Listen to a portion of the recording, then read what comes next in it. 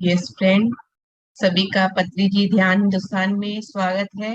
रोज की तरह हम लोग उपस्थित हुए हैं सामूहिक ध्यान के लिए और पत्री जी के कॉन्सेप्ट के साथ एक नए मास्टर के साथ हम यहाँ पर आए हैं फ्रेंड्स। सभी को मेरा प्रणाम, सबको आत्मवंदन। तो आज हमें प्रतीक्षा जी, जो हमारे सीनियर मोस्ट मास्टर हैं, वो हमें ध्यान जगत में लेकर जाएंगी और पिरामिड पिरामिड अष्टांग योग यम नियम के बारे में बातचीत करेंगी और पत्री जी के जो विचार थे उनके मुखारबिंद से हम सुनेंगे। पत्री जी को प्रणाम करते हुए ये मैं प्रतीक्षा जी को हैंड ओवर कर रही हूँ। Welcome Prateeksha ji. Thank you Seema ji, thank you so much. Good morning friends, आप सभी का मॉर्निंग सेशन में स्वागत है। पत्री जी ध्यान हिंदुस्तान में आपका स्वागत है फ्रेंड्स। आज मैं प्रतीक्षा संचेती आपको पिरामिड अष्टांग योग के बारे में बताना चाहती हूँ फ्रेंड्स। उससे पहले रिंकू चाची जी, सीमा चाची जी, माधवी मैम, सबको, पत्री जी सर को, सबको मेरा आत्मवंदन। इन सब के आशीर्वाद से ही मैं आगे कुछ बोल पाऊंगी, इसलिए फ्रेंड्स एक मिनट। हाँ,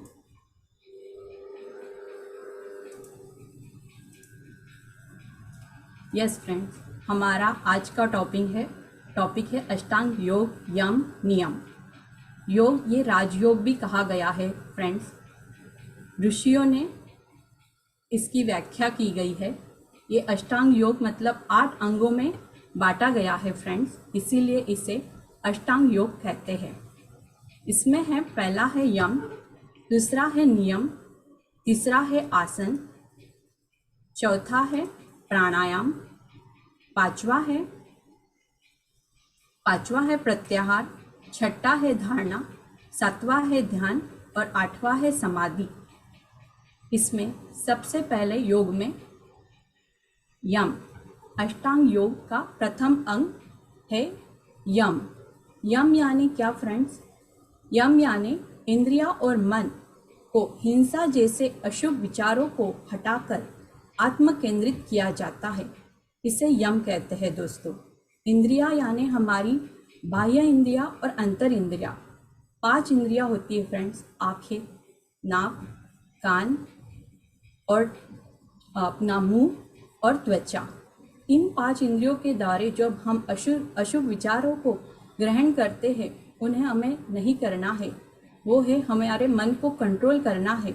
यम यानी काबू, हमें अपने आप पर काबू कर आत्म केंद्रित करना है, इसे यम कहते हैं दोस्तों। यम के भी 5 अंगों में बांटा गया है। सबसे पहला है अहिंसा। हमें हमेशा सर कहते थे अहिंसा के मार्ग पे चलना है। हमारे पत्री सर ने हमें अहिंसा के बारे में कई सिद्धांत बताए हैं। अहिंसा यानी अहिंसा परमो धर्म है दोस्तों। जियो और जीने दो। हर जीव को जीने की इच्छा होती है और वो जी ही सकता है। हमें उसे मार कर खाने की कोई आवश्यकता नहीं है दोस्तों। हम उसे मार कर मांसाहारी ना बने दोस्तों। हमेशा शाकाहार जगत ये सर का सपना था। हमेशा शाकाहार ये स्वास्थ्य के लिए और शरीर के लिए भी अच्छा है। और हमेशा अहिंसा के भावना में ही रहना है। हिंसा किसी पर भी नहीं करना है। अपने से दुर्बल लोगों की हिंसा कर हम कभी खुश नहीं रह सकते दोस्तों। हमको क्रोध भी एक हिंसा का ही प्रकार है। क्रोध कर हम विचारों को दूषित करते हैं। हमारे मन में क्रोध से अलग हिंसा का विचार आता है और हम उसमें हिंसा कर देते हैं। इसीलिए हमें क्रोध भी नहीं करना चाहिए। क्रोध से भी हमें अपने आप को बचाकर अहिंसा के मार्ग पर आना है दोस्तों। और हमेशा शाकाहारी बने। सर का सपना था शाकाहार जगत, इसे हमें संपूर्ण करना है दोस्तों। दूसरा है सत्य।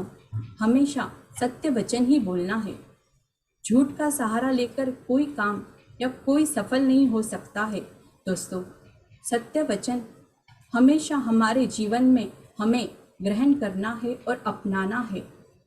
सत्य, एक ध्यानियों का सत्य वो होता है दोस्तों जो वो खुद ढूंढता है हम कौन हैं, कहाँ से आए हैं और हमें क्या करना है। ये हमारा सत्य है।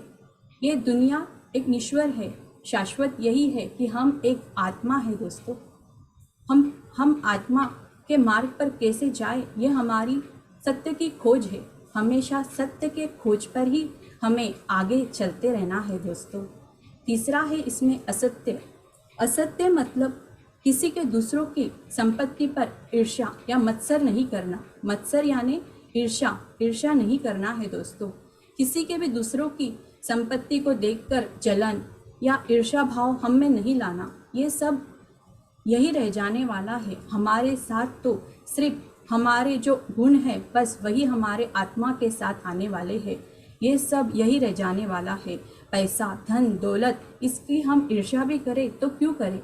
इसलिए किसी से मत्सर ना करें दोस्तों। ब्रह्मचर्य, इसे हमें हमेशा सर ने बोला है मध्य मार्ग अपनाना है। इसे हम मध्य मार्ग में ही रखेंगे दोस्तों। अपरिग्रह मतलब ज़्यादा का सामान हमारे पास ग्रहण नहीं करके रखना है। हमने अभी हमारी दिनचर्या ऐसी बना के रखी है कि हमने हमारे कबर्ड्स के कबर्ड भर दिए हैं कपड़ों से, गहनों से। उनका परिग्रहण कम से कम करना है, उनकी हमें आवश्यकता नहीं है दोस्तों। हम 2 जोड़ी में भी काफ़ी सारे दिन गुजार सकते।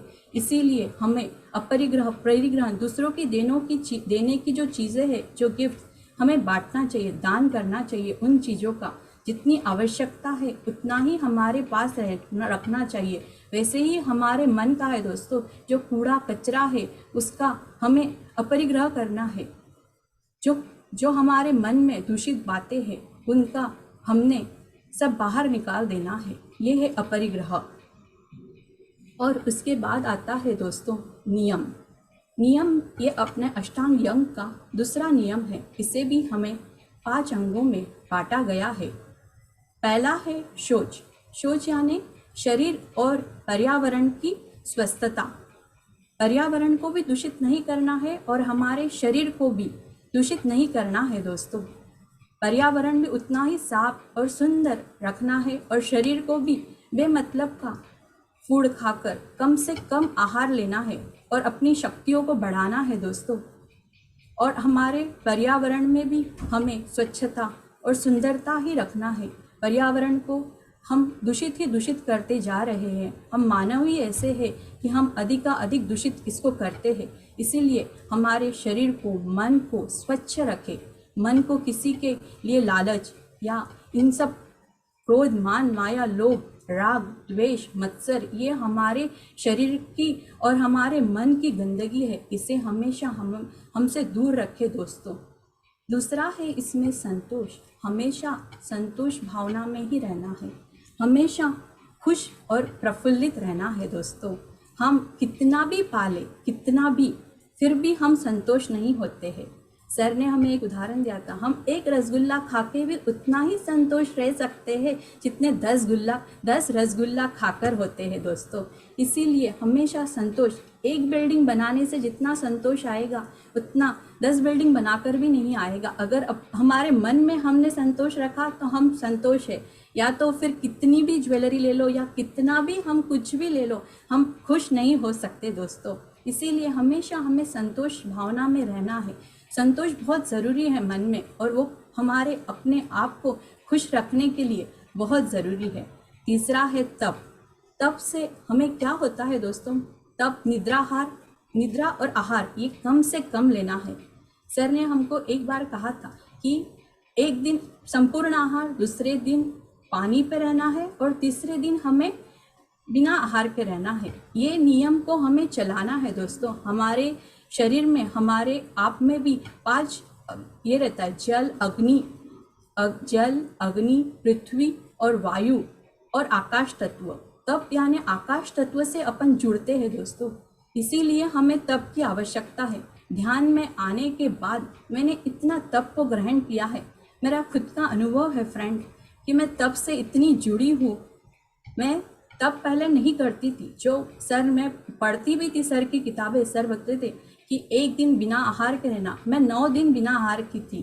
पिछले साल मैंने ध्यान में आने के बाद सिर्फ पानी पे सांसों के साथ ध्यान कर जो एनर्जी मैंने बढ़ाई थी, उसका क्या कहना दोस्तों, ये सब ध्यान की एनर्जी से ही होता है।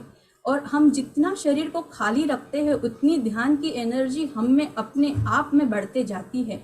इस साल भी मैंने 44 डेज, एक दिन पानी पर और एक दिन दो टाइम बैठ कर ही एक जगह खाना, वैसा तप किया था।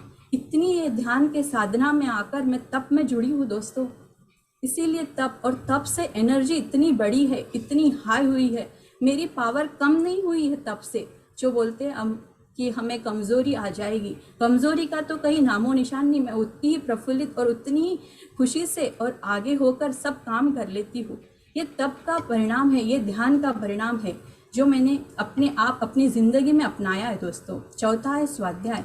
स्वाध्याय में हमने हमेशा स्वाध्याय के साथ संजय सांगत्ति और किताबों को, इतने ग्रंथ है हम पढ़ेंगे तो भी हमारी ये ज़िंदगी तो अधूरी है दोस्तों। इतनी ग्रंथ है हमारे पास, इतने ग्रंथों का हमारे पास उपहार है जो हमें रोज़ एक पढ़ना ही पढ़ना है दोस्तों। हमें स्वाध्याय अधिक बढ़ाना है। इसीलिए संजय सांगत्ति और स्वाध्याय सर हमेशा हमें एक संदेश देते थे कि हमेशा स्वाध्याय करते रहिए। हमेशा ज्ञान जितना मिलेगा उतना कम है। ये इतना ज्ञान है यहाँ पे, इस दुनिया में, इस अखंड दुनिया में इतना ज्ञान है, जितना हम ले उतना कम है। पांचवा है ईश्वर प्रणिधान। ईश्वर प्रणिधान मतलब सबको ईश्वरमय मानना है। आप भी ईश्वर हो, मैं भी ईश्वर हूँ। ईश्वर का अंश हर किसी में है। एक मैं सर का उदाहरण देती हूँ फ्रेंड्स। मैं ज़्यादा तो नहीं मिल पाई सर को, एक ही बार मिली थी पुणे में। सर, एक जन सर की आरती कर रहा था, सर उनकी भी आरती कर रहे थे। मुझे वो देखकर इतनी मन को खुशी हुई कि मतलब सर खुद उनकी कोई पूजा कर रहा है और वो सामने वालों की पूजा कर रहा है। मतलब सर ने खुद को भगवान नहीं माना, उनको भी भगवान माना। ये मैंने सामने आपको देखा, मेरा उदाहरण है दोस्तों सर के लिए कि सर ने सबको ईश्वरमय माना। इसीलिए हम भी ऐसा ही सोचे, इसी सोच के साथ हमने हमारी लाइफ चेंज करना है दोस्तों। सबको ईश्वर प्रणिधान करना है। कोई भी हमसे कम नहीं या ज़्यादा नहीं है दोस्तों। ये हो गया हमारा यम यानी काबू और नियम हमने देखे दोस्तों। तीसरा है हमारा आसन। आसन में हमें फ्रेंड्स, आसन मतलब जो आसन हम जो सुखासन में बैठते हैं, सुखासन को सिद्ध करना, सुखासन में सिद्धि पाना, या फिर भद्रासन, वज्रासन, ये कई प्रकार के आसन योग में बताए गए हैं दोस्तों। इसको आसन सिद्धि करना, हमने ध्यान में उंगलियों को फंसाना और पैरों को क्रॉस करना और आंखें बंद करना, ये आसन हमारे सर ने हमें दिया है गिफ्ट में। तो ये आसन को हम सिद्ध करके ध्यान में सिद्धि पा रहे हैं दोस्तों। इसीलिए आसन भी हमें बहुत ज़रूरी है। और चौथा है प्राणायाम। प्राणायाम मतलब प्राणों का व्यायाम। जैसे कुंभक, रेचक या हम भस्त्रिका करते हैं, उससे हमारी जो नाड़ी दोष है या जो हमारी बॉडी की जो दूषितता है वो निकल कर, निगेटिविटी निकल कर पॉजिटिविटी हमारे अंदर आती है। प्राणायाम भी एक हमारे दिनचर्या का हमने एक हिस्सा बनाना चाहिए दोस्तों। आसन, प्राणायाम, योग। सर हमेशा कहते थे योगी बने, ध्यानी बने, ज्ञानी बने दोस्तों। इसीलिए योगी भी बनना हमें बहुत ज़रूरी है। पांचवा है प्रत्याहार। प्रत्याहार मतलब मन को पूरी तरह से, इंद्रियों को अंतर्मुखी कर मनोजय पाना, अपने मन पर विजय पाना, इसे हम प्रत्याहार कहते हैं दोस्तों। और धारणा में हम एक अंग को केंद्रित करके ध्यान की धारणा करते हैं, उसे धारणा कहते हैं दोस्तों। सातवां है ध्यान। जैसे ध्यान सभी पर्वतों में, जैसे एवरेस्ट पर्वत उत्तम है दोस्तों, उच्च है, वैसे ही ध्यान सर्व धर्म में श्रेष्ठ है। ध्यान से हमें मुक्ति मिलती है दोस्तों। ध्यान ये सर्वश्रेष्ठ एवरेस्ट पर्वत की तरह सबसे हाईएस्ट और सबसे ऊंचे इस पर है। ध्यान से हमें सब मिलेगा, हमें शक्तियाँ भी मिलेगी, हमें योग करने की भी जिज्ञासा होगी। प्राणायाम, आसन, ये सब हम ध्यान के रूप में ही सब कर सकते हैं दोस्तों। इसीलिए ध्यान अधिक हमें ध्यान करना है और हमारे मन को केंद्रित करना है इन सब चीज़ों से। इन सब हमने जो सुना, अहिंसा, सत्य, ये सब हमारे मन के दोष है जो हम जितने कम कर सके क्रोध, मान, माया ये कम करके हमें मन को खुश और हमें प्रफुल्लित रख के हर किसी का मंगल सोचना है। आपका भी मंगल हो, मेरा भी मंगल हो, इस दुनिया में सबका मंगलमय हो, ये इस धारणा से हमें चलना है दोस्तों। और 8वां है समाधि। समाधि यानी ईश्वरमय हो जाना, स्वयं को भूलकर ईश्वर में एकाग्र, दोनों ईश्वर और हम एक हो जाना, ये है समाधि। ये समाधि की अनुभूति परम आनंद है, परम सुख है। ये समाधि की जब अनुभूति मिलती है दोस्तों हमें, ये समाधि की अनुभूति परम आनंद है। तो ये अष्टांग योग हमारे जीवन में शारीरिक और मानसिक सब में बहुत ज़रूरी है। इसमें ध्यान हमें ज़्यादा से ज़्यादा और अधिक का अधिक करना है दोस्तों। ठीक है दोस्तों, thank you everyone. Yes Rinku चाची ji, thank you. Thank you Pratiksha, thank you so much. बहुत अच्छे से तुमने समझाया, बहुत क्लियर हुआ, काफ़ी अच्छा बोला तुमने कि जो अष्टांग योग है उसमें यम, नियम, धारणा, प्रत्याहार, प्राणायाम पूरे अच्छे से समझाया कि इसका अर्थ क्या है एक्चुअली।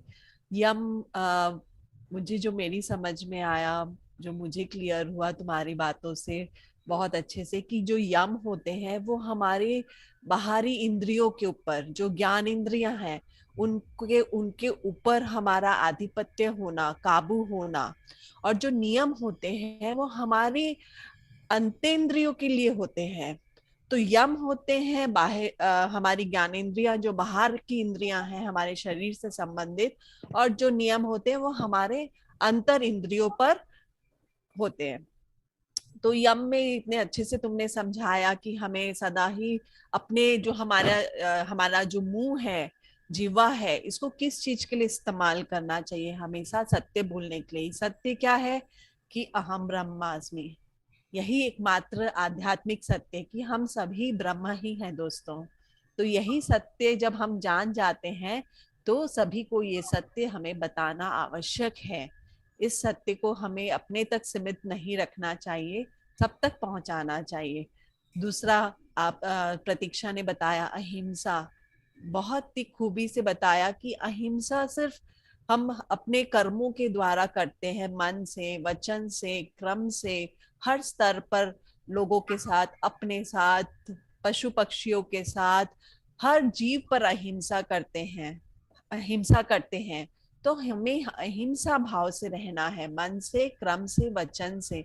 किसी पे भी हम हिंसा ना करें, किसी भी जीव के साथ हम हिंसा ना करें। Wow, beautiful. फिर है थर्ड, आपने बताया ब्रह्मचर्य। ब्रह्मचर्य, सर कहते थे कि ब्रह्मचर्य का अर्थ क्या है? ब्रह्मचर्य का अर्थ ये नहीं है कि आपको शादी नहीं करनी या आप अपना शादीशुदा जीवन नहीं जी सकते, ऐसा नहीं है। ब्रह्मचर्य का सर ने कितने सुंदर से उसको खुलकर बताया। ब्रह्मचर्य का अर्थ है ब्रह्म में आचरण करना। जब हम जान जाते हैं कि हम सब ब्रह्म ही हैं, तो उस ब्रह्म में, मैं ब्रह्म हूँ, सभी ब्रह्म है, उस ब्रह्म तत्व में हम हमेशा स्थित हो जाते हैं, उसी में ही हम लीन हो जाते हैं। उसी के हिसाब से फिर हमारा जो आचरण होता है, आहार व्यवहार होता है, वो उसी अवस्था के हिसाब से होता है। जिस तरह से ब्रह्म, अगर हम देखते हैं भगवान को, भगवान शिव या भगवान विष्णु, ब्रह्मा, पार्वती, जो भी देवी देवता भगवान है, वो किस तरह से आचरण करते हैं, उनका व्यवहार कैसा होता है सबके साथ। तो हमें उसी तरह से आचरण रखना है, ब्रह्मचर्य में रहना है। खुद के उस स्थिति से ही हमें बाहरी आचार व्यवहार रखना चाहिए सबके साथ। और आस्तेयम, आस्तेयम का अर्थ है कि किसी से भी हमें ईर्ष्या नहीं करनी। आज हमारे पास जितना भी है उतना में ही हमें संतोष रखना है। हमारे पड़ोसी वाले के पास अगर बड़ा मकान है, बंगलो है, तो उसे देख के हमें ईर्ष्या नहीं करनी है। अगर ऐसे ही आध्यात्मिक जगत में है, यहाँ पे हम इतने सारे ध्यानी हैं, तो हमें आज सबकी अपनी आत्मा की उन्नति होती है, सब अपनी आत्मा स्तर में एक अलग अलग पड़ाव में है। तो हमें किसी को भी देखकर ईर्ष्या नहीं करनी है कि कौन कहाँ पर है, किसको क्या अनुभव, हम कंपेयर करने लगते हैं, ईर्ष्या करने लगते हैं। सोचने लगते हैं मुझे क्यों नहीं हो रहा है, उनको ही क्यों हो रहा है सारे अनुभव। तो हमें किसी से भी ईर्ष्या नहीं करनी चाहिए दोस्तों। हमें जो अनुभव हो रहा है, हम जहाँ पर है, हमें उसी में ही संतोष रहना चाहिए और अपनी साधना करते रहना चाहिए उस पड़ाव। बल्कि हमें इंस्पायर होना चाहिए कि आज अगर उसके पास वो वहां तक है, उन्हें ये अनुभव हो रहे हैं, आध्यात्मिक अनुभव हो रहे हैं, तो मैं भी क्या करूं जिससे मुझे भी हो। जिस तरह से अगर बुद्ध बन सकते हैं, गौतम बुद्ध अगर बुद्ध बन सकते हैं, तो मैं भी वही साधना करूं, वही तपस्या करूं कि मैं भी गौतम बुद्ध बनूं। अगर गौतम बुद्ध बुद्ध बन सकते हैं, सर कहते थे, तो हम भी बन सकते हैं। हमें ईर्ष्या नहीं करनी ना कि गौतम बुद्ध बुद्ध क्यों बने, हम क्यों नहीं बने। तो फ्रेंड्स ये है। और अपरिग्रह, अपरिग्रह माने जितनी भी कितने सुंदर से प्रतीक्षा ने कहा कि सिर्फ बाहर ही नहीं, बाहर की वस्तुओं पे ही हमें जितनी आवश्यकता है नहीं, हमारे मन के अंदर भी, मन के अंदर भी जो हमें जिन बातों की आवश्यकता नहीं है, जैसे गॉसिपिंग और इत्यादि इत्यादि जो बातें हैं, हमें उनको भी अपने अंदर नहीं लेनी है। आज आपके सामने कोई आके किसी और की बुराई कर रहा है, आप वो आवश्यक नहीं है। हम क्यों सुने अपने कानों से, हम अपने अंदर क्यों ले मन के अंदर। उसी तरह से हमारे बाहर में भी हमें जितनी, हमारे इस सांसारिक जगत में, भौतिक जगत में जितनी भी चीजों की हमें जितनी आवश्यकता है, सिर्फ हमें उतना ही रखना चाहिए। एक्स्ट्रा हमें, हमारी ऊर्जा वहां खर्च होती है। आप ज्यादा सामान इकट्ठा करोगे, सबसे लेते रहोगे, आपकी ऊर्जा कहाँ जाएगी उसको रखने में, उसको संभालने में। क्या होता है, हम घर में क्या करते रहते हैं, बहुत अधिक सामान हो जाता है, उसको उठा उठा के रखो, उसको संभालो, उसकी देख रेख करो, तो हमारी ज्यादा ऊर्जा वहां खर्च हो जाती है जिसकी कोई आवश्यकता नहीं है। अगर मुझे 2 कपड़े की आवश्यकता है तो 2 कपड़े, सर कहते थे 1 रोटी और 1 प्याज काफी है। अगर कोई आपके पास आता है, कोई भूखा है, आपके पास 2 रोटी है, आप उसको 1 रोटी दो, आपके लिए 1 रोटी काफी है। आपकी 1 रोटी से भी भूख तृप्त हो जाएगी। बहुत ही अच्छे, माने इतने सुंदर सर के जो कॉन्सेप्ट्स है और ये जो नियम है हमारे, ये हमारी बाहर की इंद्रियों पे हम किस तरह से अपनी आधिपत्य रख सकते हैं। और ये कब होता है, जब हम ध्यान की साधना करते हैं दोस्तों। तो ध्यान की साधना से ही ऑटोमेटिकली अपने आप, स्वाभाविक स्तर पे अपने आप हमारे जो मन की, जो ये बाहर की इंद्रियों पर हमारा आधिपत्य हो जाता है दोस्तों। फिर ये अपने आप जो अननेसेसरी बातें हैं, जिसकी आवश्यकता नहीं है, अपने आप धीरे धीरे धीरे धीरे कम हो जाती हैं। उसी तरह से नियम है हमारे अंदर की इंद्रियों पर, किस तरह से हम नियम और ये यम और नियम बहुत आवश्यक है। ये यम नियम हमारे जीवन में, दैनिक जीवन में, रोजमर्रा में बहुत आवश्यक है। कुछ एक बातें बहुत जो आवश्यक है, बोलते हैं ना good habits and bad habits. तो गुड हैबिट्स होना बहुत जरूरी है लाइफ में, बैड हैबिट्स नहीं होनी चाहिए। हमें जो बैड हैबिट्स को हटाना चाहिए, लेकिन जो गुड हैबिट्स होती है ना, वो जरूरी है लाइफ में, उनको रखना। जैसे ध्यान साधना करना, स्वच्छ रखना। नियम में सबसे पहले क्या है, स्वच्छता। हमारे अंदर के मन को स्वच्छ रखना। बाहर तो स्वच्छ रखना ही है, अपने शरीर को, अपने पर्यावरण को, लेकिन अपने मन को भी स्वच्छ रखना है। ये कैसे पॉसिबल है, जब हम, सर ने बताया कि जब हम ध्यान करते हैं, ध्यान में जब हम बैठते हैं तो हमारा क्या होता है, सबसे पहले मन की शुद्धि होती है दोस्तों। हमारे विचार बंद हो जाते हैं। जैसे ही हम अपनी श्वास पर ध्यान करते हैं, हमारे विचार बंद हो जाते हैं। विचार बंद होते ही हमारा मन शुद्ध हो गया। क्योंकि शुद्धि, मन में अशुद्धि क्या है, विचारों की अशुद्धि है। तो जैसे ही विचार बंद होते हैं, मन शुद्ध हो गया। दूसरा है संतोष। तो जैसे हम और गहरा ध्यान करते हैं, मन शुद्ध हो जाता है। उसके बाद क्या होता है, हमारे मन को शांति प्राप्त होती है, मन शांत हो जाता है। मन जब शांत हो जाता है तो मन ऊर्जा से भर जाता है। और ऊर्जा जब हमें मिलती है, हमारे मन जब ऊर्जा से भर जाता है, कॉस्मिक एनर्जी से, तो मन उल्लासित रहने लगता है। मन जो भी है हमारे पास, फिर मन को संतोष रहता है कि ठीक है, मेरे पास जो है वो काफी है, मैं उसी में ही तृप्त हूँ, मुझे जितना मिल गया मैं तृप्त हूँ। और हमेशा ऊर्जा से भरा हुआ रहता है, एनर्जेटिक रहता है, जॉयफुल रहता है, ब्लिसफुल रहता है, आनंद में रहता है मन। फिर है तीसरा स्वाध्याय। तो जब हम ध्यान में और गहरे उतरते हैं दोस्तों, अपनी श्वास पर दिन प्रतिदिन हम जब साधना करते हैं, तो स्वाध्याय मतलब स्वयं का अध्ययन। तो ध्यान में क्या होता है, हम स्वयं को जान पाते हैं, स्वयं का अध्ययन कर पाते कि मैं कौन हूं, मैं क्या हूं, ये जो शरीर है ये क्या है, जन्म क्या है, मृत्यु क्या है, क्यों मैंने जन्म लिया है, इन सब सत्य को जान पाते हैं। और बाहर में भी हमें सर ने बताया है कि खुद ध्यान में खुद का स्वयं का अध्ययन करते हुए हमें जो मास्टर्स हैं, जो महानुभाव हैं, ओशो, लोब्सांग रामपा, परमहंस योगानंदा जी, कबीर, बहुत सारे मास्टर्स हैं जिनकी पुस्तकों को हमें पढ़ना चाहिए, अनुभवों को पढ़ना चाहिए और अध्ययन करना चाहिए। उनके भी जीवन के अनुभवों को पढ़कर हमें क्या होता है, हम अपने आप को भी जान पाते हैं। जब हम उन ग्रंथों को पढ़ते हैं, उनके अनुभवों के माध्यम से हम अपने आप को भी जान पाते हैं, कनेक्ट कर पाते हैं खुद से। फिर पांचवा है तपस्या। तपस्या में कितना सुंदर तरीके से बताया अपने प्रतीक्षा ने अपना अनुभव, कि एक्चुअली में लास्ट ईयर हमने सुना था इसका अनुभव और बहुत अद्भुत आश्चर्यचकित रह गए कि 9 दिन उसने पानी पर सिर्फ श्वास की ऊर्जा से उसने बिताया है।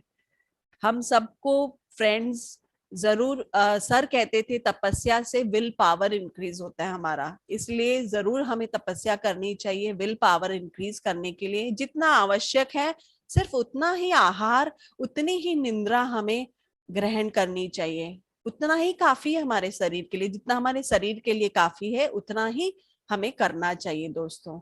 हमें जो हमारा एक्स्ट्रा जो हमारे हम सोते हैं, एक्स्ट्रा जो हम खाते हैं, उसे हमें धीरे धीरे कम करना चाहिए। और क्या होता है फ्रेंड्स, मैंने नोटिस किया जब हम ध्यान करते हैं, ध्यान की जितनी ज्यादा हम डेली प्रैक्टिस करते हैं, तो जितनी ज्यादा कॉस्मिक ऊर्जा हमारे अंदर प्रवेश करती है, तो ऑटोमेटिकली आप देखोगे आपकी निद्रा कम हो जाती है, आपकी निद्रा कम हो जाती है, आपका आहार कम हो जाता है, जितनी आवश्यकता है आप उतना ही खाते हो। फिर ये स्वाभाविक स्तर पे होता है, अपने आप होता है, प्राकृतिक स्तर पे जब हम ध्यान करते हैं।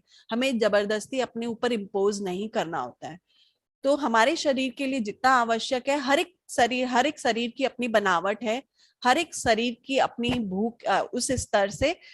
ऐसा नहीं कि आपने 2 रोटी खाया तो मेरे लिए भी 2 रोटी ही काफी है। हमारा आपका शरीर का अलग है, मेरा शरीर का अलग है भूख। तो हो सकता है मुझे 1 ही रोटी काफी है, आपके लिए 2 रोटी काफी है। तो इस तरह से हम अपने हमारे शरीर के आधार पर हमें जितनी भूख है, जितनी निद्रा की आवश्यक है, उतना ही हम लेते हैं ध्यान करते करते। फिर ईश्वर प्रणिधान, जब हम इन सबको अपने अंदर उतारते हैं, अंदर जो हमारी इंद्रियां हैं, जब हम ध्यान साधना से इनको जागृत करते हैं, ये जागृत होती है, तब दोस्तों जाकर जब हम ऊर्जा से पूरी तरह से भर जाते हैं, तब जाकर ईश्वर प्रणिधान होता है। ईश्वर प्रणिधान करते हैं सबसे पहले स्वयं को जानना कि मैं ब्रह्मा हूं, अहम ब्रह्मास्मि। फिर है तत्वमसि। तत्वमसि माने आप सब भी वही ब्रह्म हो। तो जब हम मैं अपने आप को जानती हूँ, उसके बाद ये भी जान जाते कि तो सभी ब्रह्म है। फिर हम उसी हिसाब से आचार व्यवहार करते हैं कि आप भी सभी ब्रह्म है, हर जीव में वही ब्रह्म को देखते हैं। तो ये है फ्रेंड्स मुझे जो समझ में आया प्रतीक्षा की बातों को सुनकर और सर के कॉन्सेप्ट को पढ़कर, कि ये हमारे लिए ये बहुत जरूरी है। ये हमारे जीवन में दिन प्रतिदिन हमें अभ्यास करना चाहिए। ध्यान के माध्यम से हमारे बाहर की इंद्रिया ज्ञानेंद्रियों पर और हमारी अतीन्द्रियों पर, अंदर की इंद्रियों पर अपने आप हमारा आधिपत्य होता है। तो ध्यान, श्वास पर ध्यान करना अति आवश्यक है। जब हम ध्यान करेंगे ऑटोमेटिकली जो हमारी लाइफ में जो हमारे लिए आवश्यक है वो हमारे जीवन में अपने आप वैसे ही होता जाएगा। Thank you so much friends. Yes ma'am, Seema ji. Thank you Rinku दी, बहुत अच्छे से आपने और प्रतीक्षा ने इसे अच्छे से एक्सप्लेन किया है कि हमें बाहरी इंद्रियों को और अंतःकरण की जो इंद्रियां हैं उनको कैसे संयमित किया जा सकता है। इसमें पत्री सर ने बहुत अच्छे तरीके से हमें अष्टांग योग के बारे में बताया है कि हमें किस तरह अपने बाहरी इंद्रियों को हम पूरी तरह संयमित कर सकते हैं और जब हम ध्यान साधना में जाते हैं तो ये धीरे धीरे अपने आप ही ये जो इंद्रियां हैं हमारी अपने आप संयमित होनी शुरू हो जाती हैं। और नियम अपने जीवन में अपनाना बहुत जरूरी है, क्योंकि हमारा नीति नियम में भी हमने ये चर्चा किया था इसके बारे में। जो पत्री सर ने बताया था कि नियम होने बहुत जरूरी है। अगर नियम नहीं रखते हैं आप थोड़ा भी, तो वो उससे आप इम्बैलेंस हो जाएगा। तो गृहस्थ में रहकर आपको मध्यम मार्ग में रहते हुए इन सभी का पालन करना है और ध्यान करते हुए आगे बढ़ना है। और ये सिर्फ और सिर्फ ध्यान से ही संभव है, हर तरह का बैलेंस। और उसी से हमें पता लगता है कि कैसे अपनी लाइफ को बैलेंस करना है और किस दिशा में जाना है।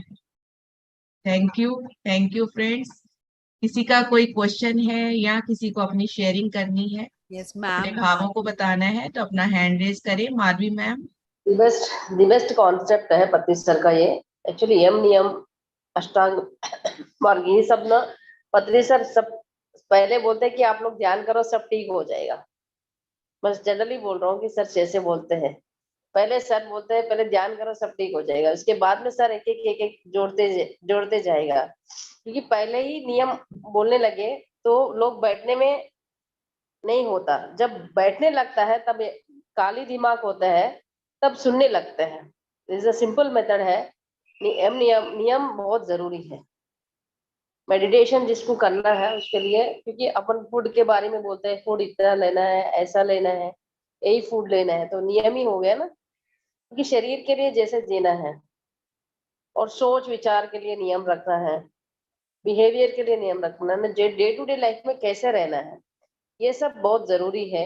अगर डे टू डे लाइफ में अगर आप परफेक्ट जीवन जीते हैं तो ऑटोमेटिकली आपका जीवन अच्छा रहेगा, चाहे किसका भी हो।